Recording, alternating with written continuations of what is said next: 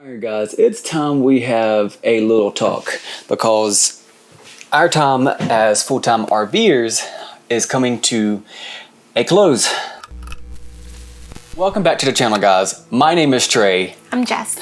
And for the past year and a half, we have been living in our 36-foot Jayco Eagle touring around the States. But recently, due to some unfavorable events, we were pushed to question our time on the road, at least for the foreseeable future. What we're about to share with you guys is the most vulnerable thing we've actually shared with you all on this channel, but we want to be honest about some of the things that have been happening currently. Most of you have been watching this channel for a while now and deserve to know what's going on and why we would create what some would call a clickbait title. But keep watching and unfortunately you'll see that this is not clickbait. First off, we're here in Montana for the month. We've been exploring Glacier National Park for the past 2 weekends and it's been an incredible experience so far. These northern summers are really something special. The other day we were heading into the park and we got up at like 4:30 in the morning and that was when blue hour was just starting. So that was crazy. I've never seen the light come up so early in my life. So pretty. When we first arrived here on a Sunday about 2 weeks ago, we were in the midst of planning our trip down to, over to Washington and down into Oregon for the fall. We were planning on heading over to North Cascades after this, then to Olympic National Park, and then down into Oregon. For winter, we were planning on staying in Salida, Colorado at the place we last stayed at and loved, which was Applejack RV Park. On Tuesday of that week, I logged into work, starting my shift, and 5 minutes into starting, I get a random Teams call from my manager's manager who swiftly terminated my employment. At the end of a brief 10-minute meeting, I found myself at the short end of the stick of a company reshuffling.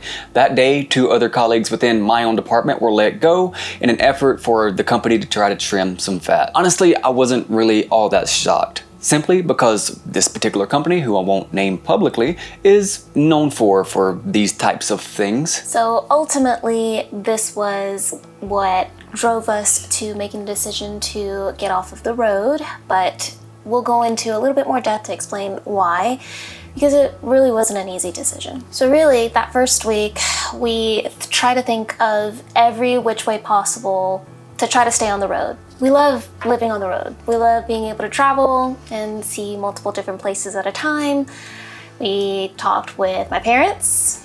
We talked with one of our good friends and tried to go over multiple different scenarios. But ultimately, there was only 2 options that we kept on coming back to. First one was staying on the road, living off of one income, which would be Jess's, and emergency savings if needed, while I applied for other remote jobs and work on YouTube. The second was return back home, get an apartment, return back to my old engineering background, and sell the truck and the RV. But honestly, there was no real clear answer between the 2, at least for us and what our interests are, but there are pros and cons to each of them. If we went with option 1, which is trying to find a way to stay on the road, the worst case scenario in that option was me not being able to find a remote job, which is kind of tough right now, I would say. It's not as easy as it was back in 2022 era, especially if you don't want to find something that's just soul draining like customer service work and being on the phones all day.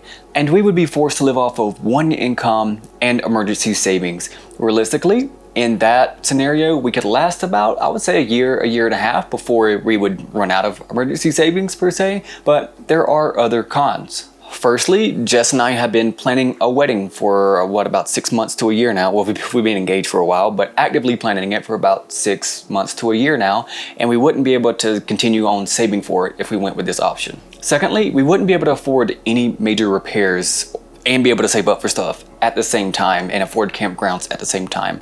It would have to be one or the other, and you kind of know, like, one cancels out the other. If the RV needs repairs, that needs to be taken care of, then you can't afford campground. So just the whole cycle. Third, regular maintenance would likely be stretched as far as they can in between intervals, which you know is never a good idea.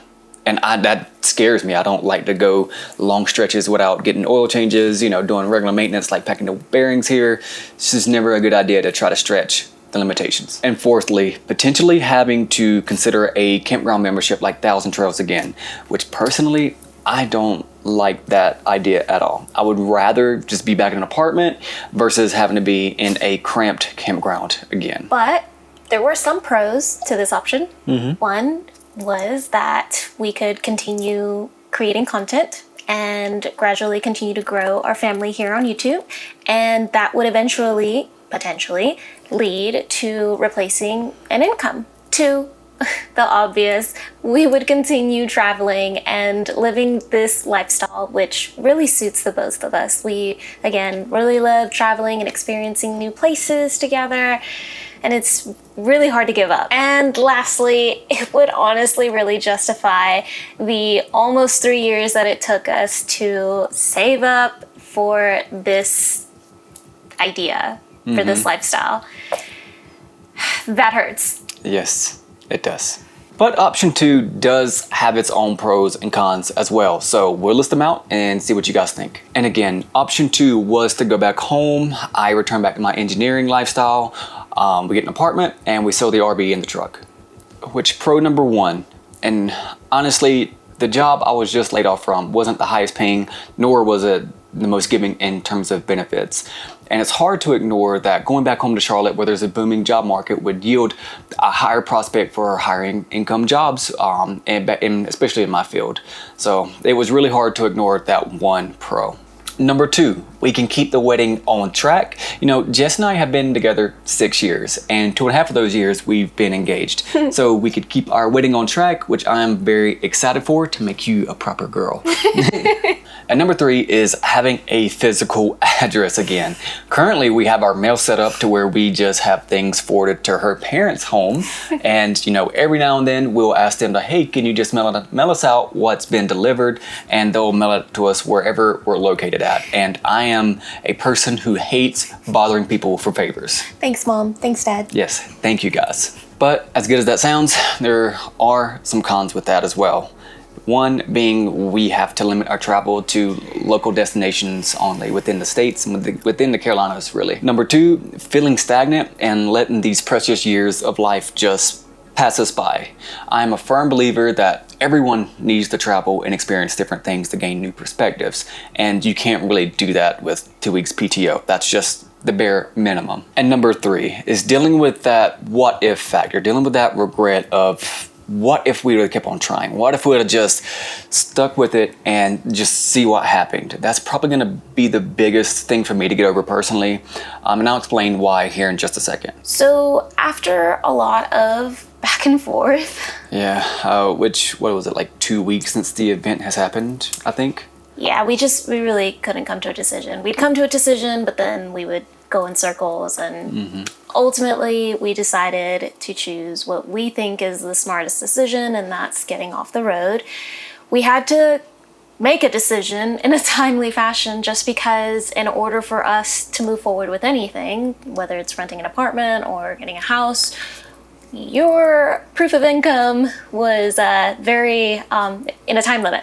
It has an expiration date, I would say. Like, I can't, like, if we sat on this decision for a couple of months, my my pay stubs would be, you know, so out of date that it wouldn't be able to serve as proof of income if we decided to, you know, get off the road later on. So we kind of had to decide, are we going to stay or are we going to go really quickly?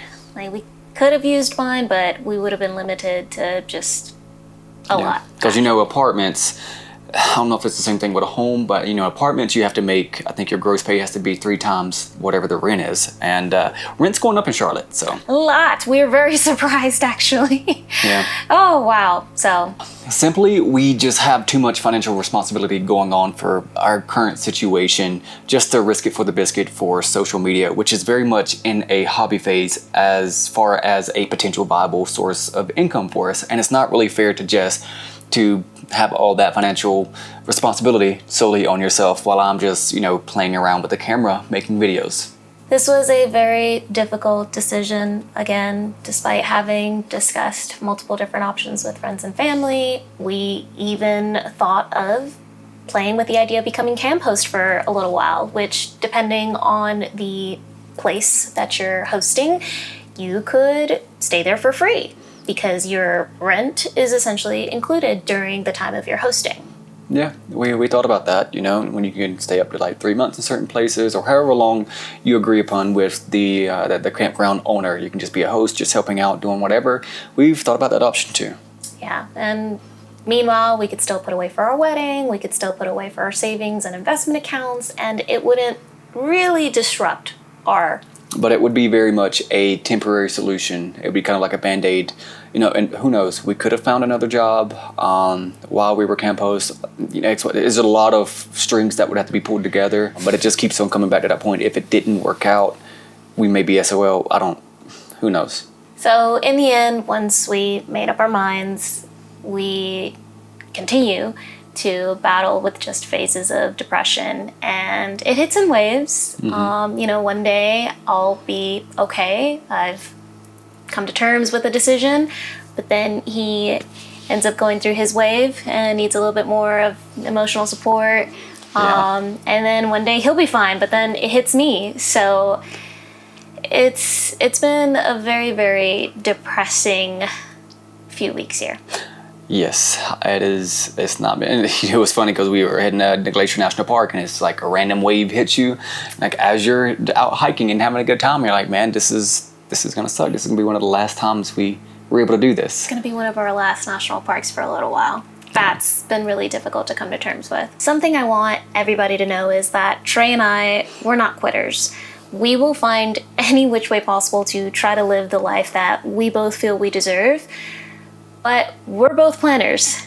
That's actually something we share in common. Our friends actually make fun of us just because we will not make a decision until we sit down and plan everything out to an absolute T. We both need to know what are the pros and cons, what's going to happen worst case scenario. We're not very big risk takers. I'd be lying if I didn't say it really doesn't feel like we're quitting something that we've really enjoyed for the past 18 months together. Yeah. So you may be wondering, well, what's next? In the past week, we have signed a lease for an apartment, and we have listed our RV for sale on Facebook Marketplace, which if you guys are interested in buying our RV from us, check the description down in the video, and there will be an email you can reach us at. But seriously, guys, only serious inquiries only. Please. At the end of our stay here in Montana, which is July 19th, we'll be trekking back home directly to Charlotte, North Carolina, which is going to be about a 3 to 4 day journey for us. And we'll be traversing through the northern states on the way back, which we haven't checked out just yet, like North Dakota. I think we even passed through Chicago. I think I don't know how we're getting back, but I know it's through the northern route. And I think Chicago's on the list too. Then when we make it back home, we'll probably spend about the next 1 to 2 days moving everything into the apartment. And I think our lease starts July 22nd, so that should be a good time frame for us to get back.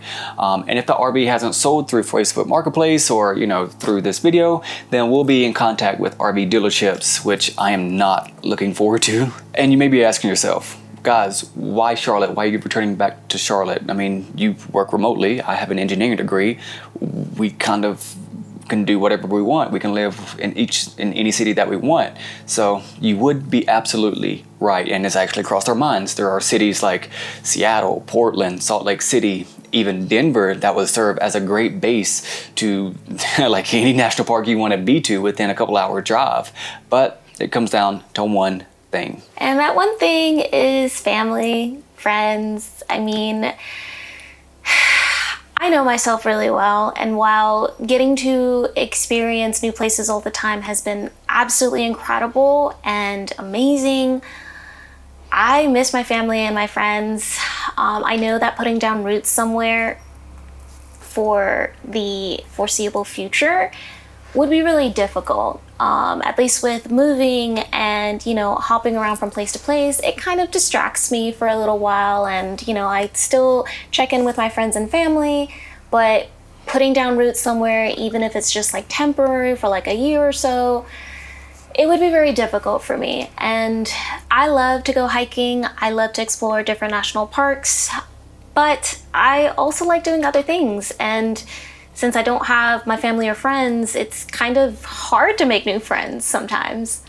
Yeah. So I know that the loneliness would kind of creep up on me, and it's not something that I want to put myself through. So after talking it over together for a little while, kept coming back to the same conclusion, and that's returning back home to Charlotte. Another thing you might be wondering is, where does that put YouTube in all of this? Are you gonna keep on going, or is this the end of the channel? Like, what's going on? You know, this was the biggest proponent for us to stay on the road, was continuing on with YouTube. So for those of you who aren't familiar with how creators on YouTube make their money, there's really three main avenues that you can do. And the first one is AdSense. That's the ads that at the beginning, middle, or end of the video that you watch, or that you have to skip the video or skip the ad.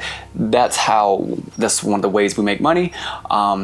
Secondly is brand deals. These are brands who reach out to us through our inbox, and they'll reach out to us and want to place one of their products in front of our audience. And number three is a personal store. These are creators who sell like their prints for photography, their merch like clothing, or their LUTs like a preset or a creator course, something like that. They have their own product that they can sell directly to you guys. So for a second, let's go back to that first way of making money, which is AdSense. There's really three different criteria that a creator has to meet before you can monetize the ads that are placed on your videos. And the first one is you have to have 1,000 subscribers. The second one is having 4,000 watch hours. And the third one is having no community strikes on your channel.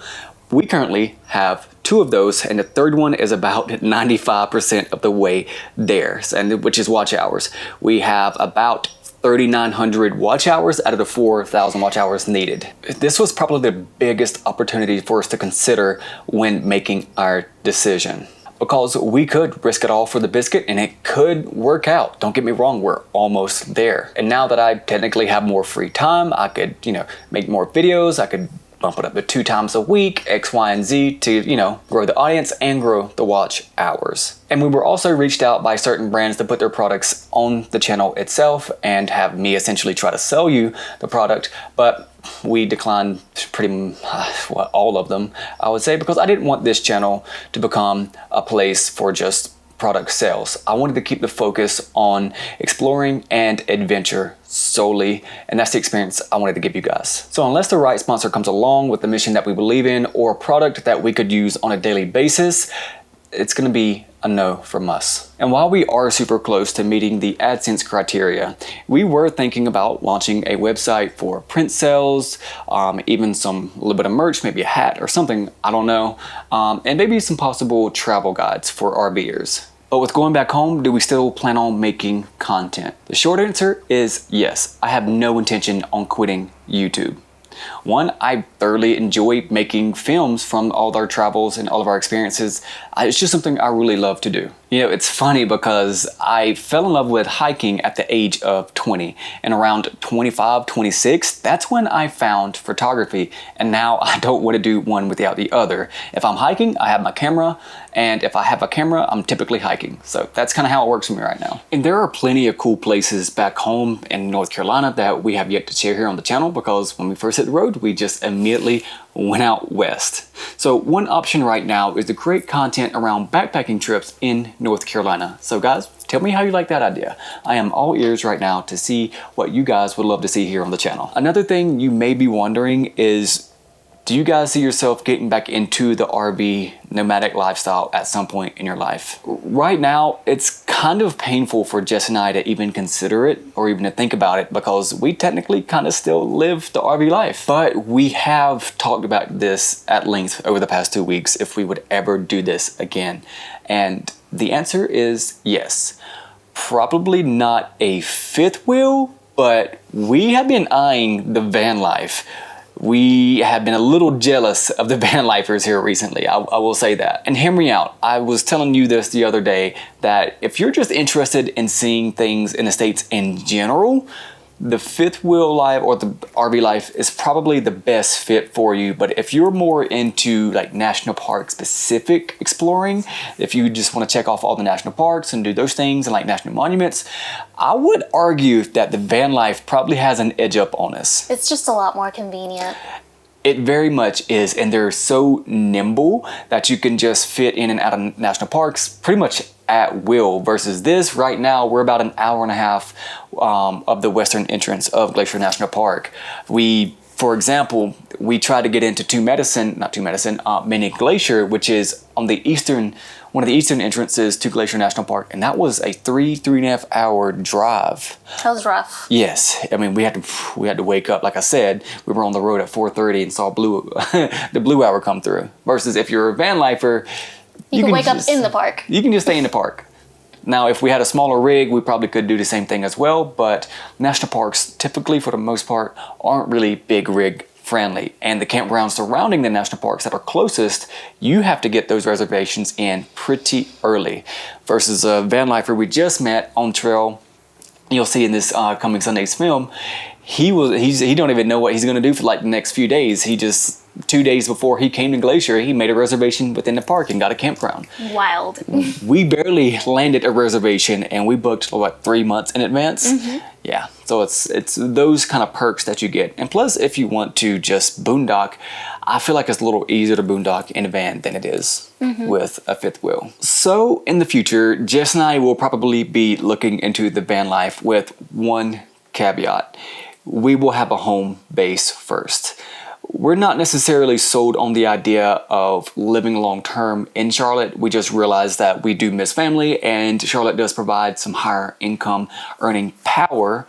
But we do like the idea of living out west and having a home base out west, and we've been really eyeing the likes of Salida, Colorado. We really love that place, and it's a good small town.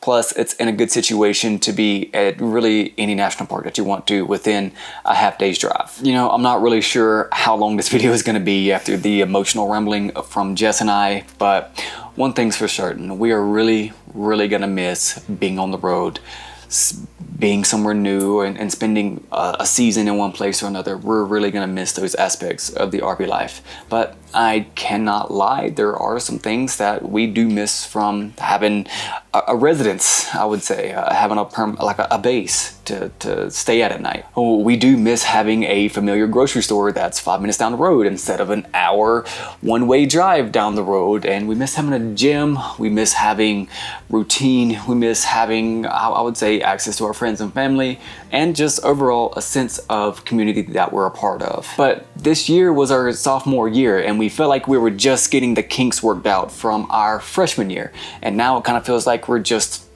RV dropouts, I would say. But in all seriousness, we've had such a great time being on the road, and it's been an immense learning experience. There are so many RV related videos I could make about what we've learned and what we would do differently if we could start all over again from scratch. That's for another lifetime. For another time. I would like to think that this decision is what's best for both Jess and I would like to think that losing my job was part of some greater plan that even I just don't understand just yet. But only time will tell. And I can't wait to show you guys some of the incredible things we have back home, and we're rapidly approaching the fall season, which is by hands down one of the best seasons to experience North Carolina in. So I can't wait to show you guys some of that. But we have one more free weekend here in Montana before we need to start making that long trek back home. We don't see this as the end of our story, just the end of a chapter of a book that's still being written.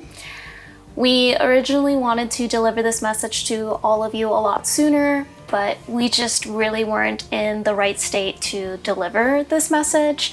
There were a lot of tears and a lot of just emotional waves that took over. And honestly, we were struggling with the fact that this is our last day, this is our last few weeks on the road, and this will be the last national park we'll be visiting for a very long time. So we are glad we finally were able to share this message with you.